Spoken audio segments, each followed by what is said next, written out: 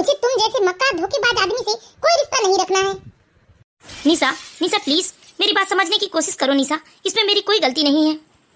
अरे तुम्हारी गलती पकड़ा चुकी है, अब तुम लाख कोशिश कर लो, मैं तुम्हारी बातों पर भरोसा नहीं कर सकती। तुम जैसे धोखेबाज मक्कार आदमी के साथ मैं तो अब एक मिनट भी इस घर में नहीं रहूंगी। अरे बेशरम नीच आदमी, शर्म नहीं आती? अरे घर में औरत होते हुए, छी। अरे एक बात बताओ मुझे, क्या कमी है मेरे अंदर? क्या मैं गोरी चिट्टी नहीं हूँ, खूबसूरत नहीं हूँ, पढ़ी लिखी नहीं हूँ?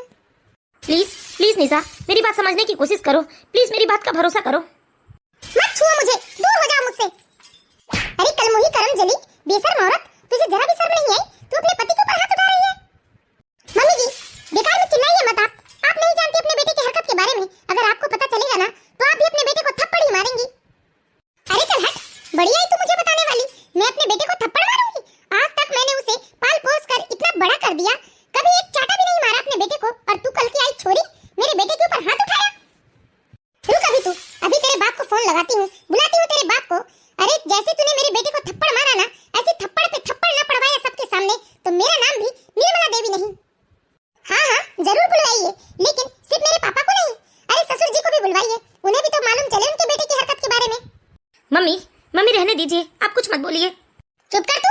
अरे मेरे बेटे को ये कल की आई थप्पड़ मारेगी और मैं चुपचाप रहूंगी? रुक जा, रुक, आ जाने दे तेरे बाप को और बुलाती हूँ चार समाज को। अरे सबके सामने तुझे बेइज्जत ना किया ना तो तू देख ले अब। हाँ बुलाइए, गलती मैंने नहीं की है, मुझे किस बात का डर है? बुलाइए, जिसको बुलाना है उसको बुलाइए, मैं भी देखती हूँ शर्मिंदा कौन होता है, आप लोग या मैं। आकाश, फोन लगा तू इसके बाप को, बुला इसे फोन करके। माँ वो तू तो रहने दे, मैं ही फोन लगाती हूँ इसके बाप को। बड़ी आई मेरे कलेजे के टुकड़े के ऊपर हाथ उठा रही है। निशा, निशा सुनो, तुम ऐसा वैसा कोई कदम मत उठाओ, मेरी बात समझने की कोशिश करो, मेरी कोई गलती नहीं है। अब मैं तुम्हारी बात ना ही सुनूंगी और ना ही समझूंगी। आ जाने दो मेरे पापा को, आज फैसला हो ही जाए। तुम जैसे धोखेबाज मक्कार आदमी के साथ तो मैं जीवन नहीं कर सकती।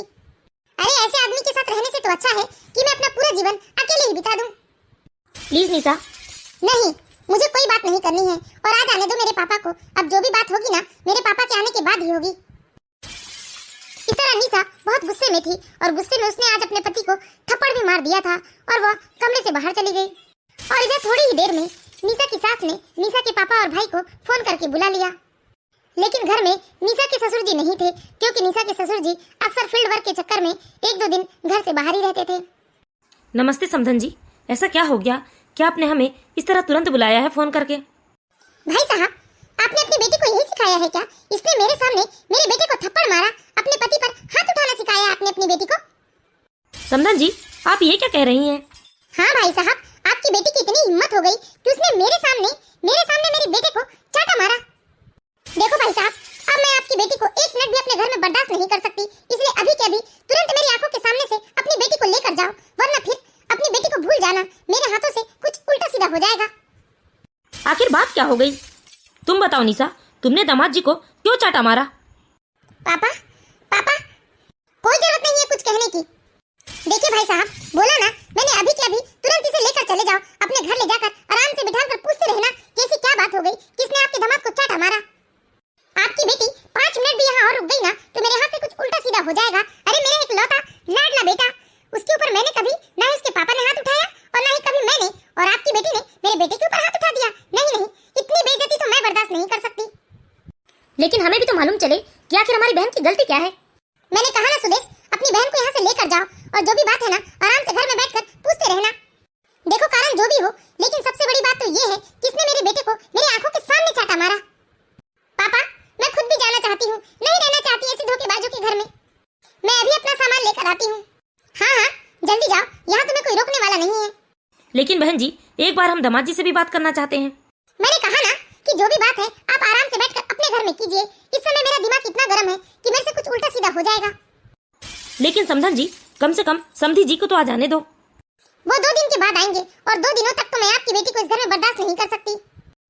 निशा की सास का गुस्सा देखकर निशा के पापा को अपनी बेटी को अपने साथ लेकर जाना ही सही लगा। निशा के पापा ने भी सोचा कि जो भी बात है वो आराम से बैठकर घर में कर लेंगे, इसलिए वो निशा को लेकर चले जाते हैं। और इधर अशोक गुमसुम अपने कमरे में बैठा रो रहा था। उसे निशा के थप्पड़ से ज्यादा दुख नहीं हो रहा था, उसे तो दुख अपनी गलती का हो रहा था। ना जाने मुझसे ऐसी गलती कैसे हो गई। मैं निशा को धोखा देने के बारे में सपने में भी नहीं सोच सकता। लल्ला, तुझे क्या हुआ? तू रो मत बेटा, मैं तेरी आंखों में आंसू बर्दाश्त नहीं कर सकती। अरे उस निशा के जाने का दुख मत कर तू। उसके जैसे 50 लड़कियां तैयार हैं तुझसे शादी करने के लिए। अरे तुझ में कमी ही क्या है? मैं नहीं जानता माँ कि निशा के हाथ में वो वीडियो कैसे लग गई माँ। यहाँ तेरी कोई गलती नहीं है, तू चिंता मत कर। अरे जवान खूबसूरत लड़का है, हो जाती है कभी गलती। इतनी सी बात का इतना बतंगड़ बनाने की जरूरत क्या है? जाने दे तू उसे। उर्मिला जी किसी भी सूरत में अपने बेटे की गलती मानने को तैयार नहीं थी। उर्मिला जी तो बिना बात को सुने ही बस अपने बेटे का पक्ष पे पक्ष लिए जा रही थी। इस तरह 2 दिन का समय बीत जाता है और 2 दिन के बाद अशोक के पिता कमलनाथ जी आ जाते हैं। अरे आज ये घर में कैसी अजीब सी शांति लग रही है मुझे। निर्मला, निर्मला, निर्मला। हाँ जी, आ गए आप। बैठिए, मैं भी आपके लिए पानी लाती हूँ। क्यों, निशा कहीं बाहर गई है क्या? आप बैठिए ना, मैं अभी पानी लेकर आती हूँ। कोई जरूरी है क्या कि आपको पानी बहू ही देगी? क्या मैं नहीं दे सकती? बहू के आने से पहले तो मैं ही आपको पानी दिया करती थी ना। अरे ये निर्मला का व्यवहार इतना बदला हुआ सा क्यों है और घर में ये कैसा सन्नाटा छाया हुआ है?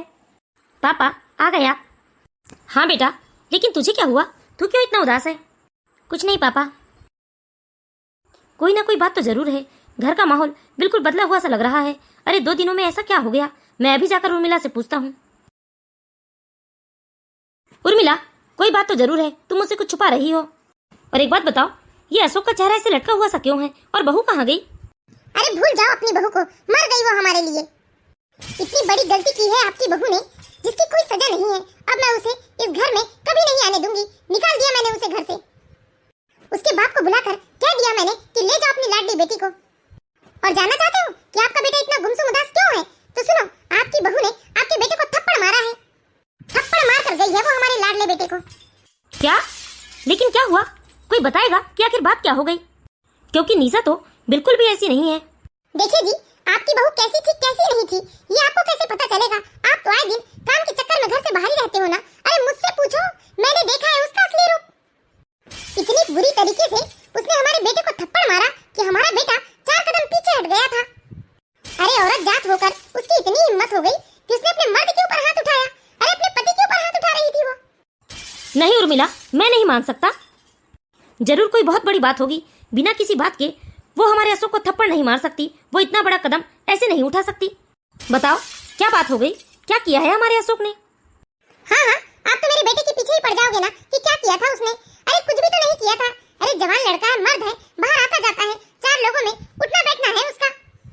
अरे कभी कभार थोड़ा बहुत ऊंच नीच हो जाता है तो इसका क्या मतलब हुआ? क्या वो अपनी औरत से लात जूते खाएगा?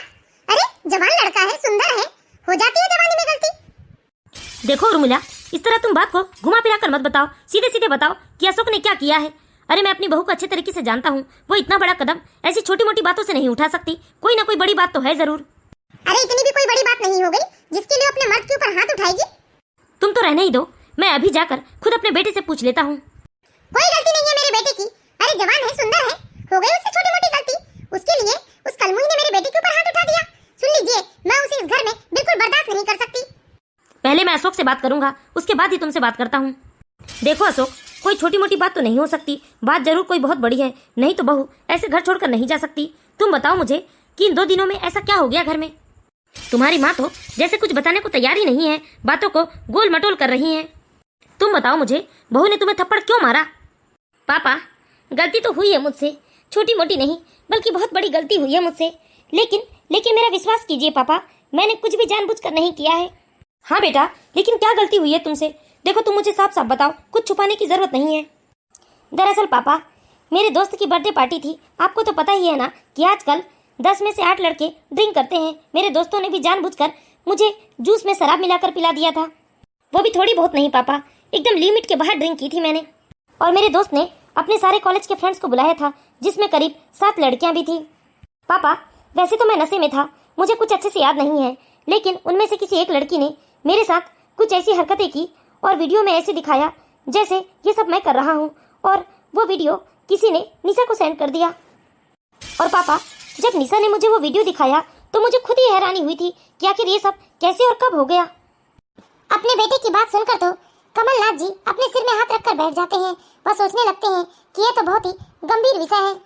हाँ बेटा, भले अनजाने में ही सही, लेकिन तुमसे गलती तो बहुत बड़ी हुई है। अरे निशा की जगह कोई और लड़की भी होती ना तो ये सब बिल्कुल बर्दाश्त नहीं कर सकती थी, क्योंकि कोई भी लड़की सब कुछ बर्दाश्त कर सकती है, लेकिन अपने पति।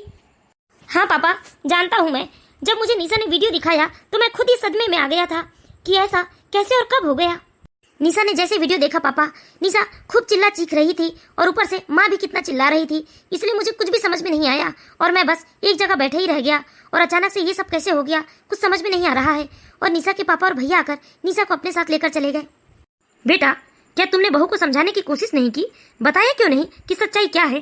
पापा, जब निशा यहाँ थी तब भी मैंने उसे समझाने की बहुत कोशिश की, और जब निशा चली गई तब भी मैंने निशा को करीब 100 फोन लगाया, लेकिन निशा मेरा फोन नहीं उठा रही है पापा। अरे बेटा, तो तू ही बहू के घर चला जाता, अरे आमने सामने बैठकर बात करता, उसे समझाता, तो मुझे यकीन है कि वो तुम्हारी बात समझ जाती। पापा, किस मुंह से जाऊं मैं? यहाँ माँ ने निशा के पापा और भाई की इतनी बेइज्जती की है कि अब मेरी हिम्मत भी नहीं है कि मैं निशा के घर जाकर उसे समझा सकूं। तुम चिंता मत करो बेटा, चलो उठो, हम चलते हैं बहू के घर। मैं उसे समझाऊंगा, मुझे यकीन है वो मेरी बात समझ जाएगी। देखो बेटा, चाहे जान के हो चाहे अनजाने में हो, गलती तो गलती होती है ना। बहू की नाराजगी सही है, तुम चलो बहू से माफी मांगकर उसे घर ले आना। मैं तुम्हारे साथ चलता हूँ बेटा।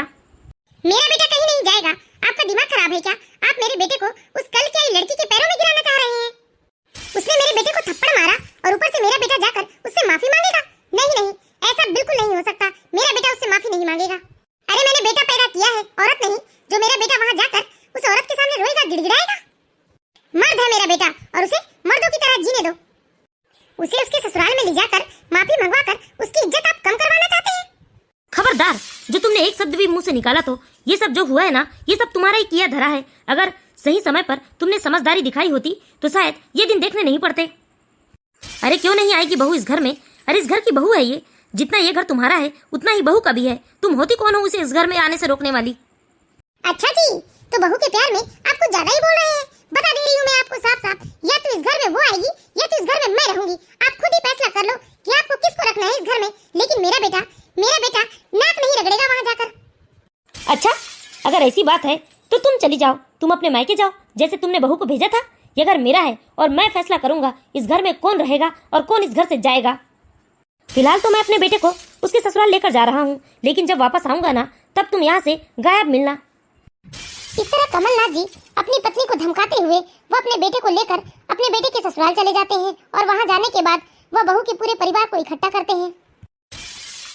देखिए भाई साहब, मैं समझ सकता हूँ कि मेरी धर्म पत्नी को इस तरह से आप लोगों के साथ व्यवहार नहीं करना था। जो भी बात थी वो हम बैठकर कर सकते थे, और यहाँ आपकी बेटी की कोई गलती नहीं है। जो भी गलती है वो मेरे बेटे की है। आपकी बेटी की जगह कोई और दूसरी लड़की भी होती तो वही करती जो आपकी बेटी ने किया है। मैं अपने पत्नी और बेटे की ओर से आप लोगों से हाथ जोड़कर माफी मांगता हूँ। और निशा बहू, मैं समझ सकता हूँ कि तुम्हारे ऊपर क्या बीत रही है। तुम क्या, दुनिया की कोई भी औरत ये बर्दाश्त नहीं कर पाएगी कि उसका पति उसके होते हुए किसी दूसरे के साथ। लेकिन बहू, मेरी बात ध्यान से सुनो, इसके बाद तुम्हारा जो फैसला होगा मुझे मंजूर होगा। तुम जो कहोगी वही होगा। देखिए भाई साहब, हम भी इस रिश्ते को इस तरह से खत्म नहीं करना चाहते। यदि कोई गलतफहमी है तो आपस में बैठकर सुलझ जाए, हम भी यही चाहते हैं। अब जो भी फैसला होगा वो हमारी बेटी का ही होगा। देखो बहू, तुम्हारा पति कैसा है यह शायद हमें बताने की जरूरत नहीं है। पिछले 3 सालों में तुम जानती हो अपने पति को अच्छे से कि वह कभी शराब को हाथ लगाया है या घर में बैठकर उसने कभी सिगरेट पी है या कुछ उल्टा सीधा खाया पिया है या उल्टा सीधे हरकत की है तुम्हारे पति ने। लेकिन पापा जी, मैंने वीडियो में तो सब कुछ साफ साफ देख लिया है। अब कहने देखने को रह क्या गया है? हाँ बहू, मैं ये नहीं कह रहा हूँ कि तुमने जो वीडियो देखा वो गलत है। हाँ, वो वीडियो सही है, लेकिन उसके पीछे की सच्चाई भी तो तुम जान लो।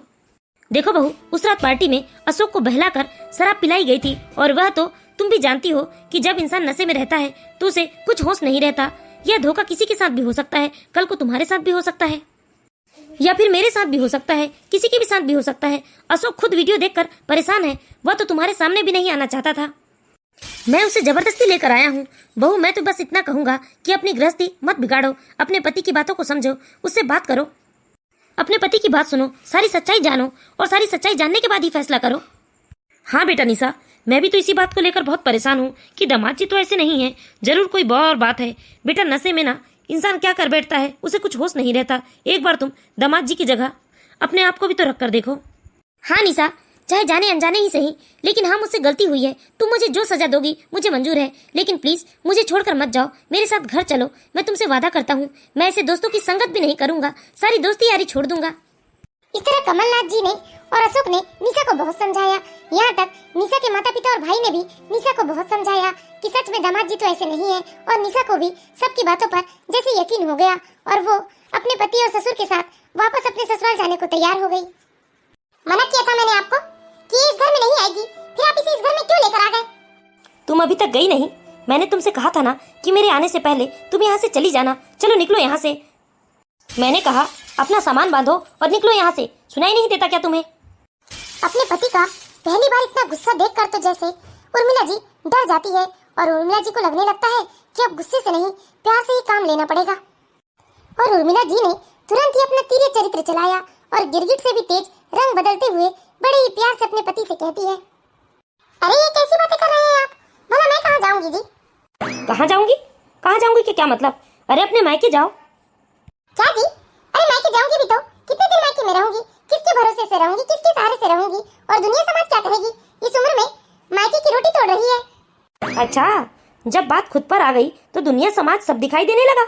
और बहू के टाइम पर क्या किया था तुमने? किसके सहारे उसको मायके भेजा था? तब बहू को दुनिया समाज नहीं कहता कि कैसी औरत है, पति को छोड़कर आई है।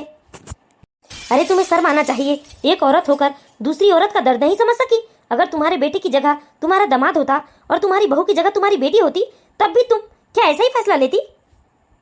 जैसे तुमने अपने बहू और बेटे के लिए किया, क्या तुम अपनी बेटी के लिए कर सकती थी? अपनी बेटी से कह सकती थी कि दामाद मर्द है और मर्द से गलतियां हो जाया करती है। नहीं नहीं, ऐसा मत बोलिए जी, मानती हूँ मुझसे गलती हो गई। अरे मुझसे क्या माफी मांगती हो? माफी मांगना ही है तो बहू से माफी मांगो। बहू मुझे माफ कर दे बहू, मैंने अपने अहंकार में बात को इतना बढ़ा दिया। लेकिन अब मैं समझ चुकी हूँ बहू कि दुनिया में सब कुछ बांट सकती है औरत, लेकिन अपने पति को नहीं बांट सकती। हाँ मम्मी जी, बिल्कुल ठीक कह रही हैं आप।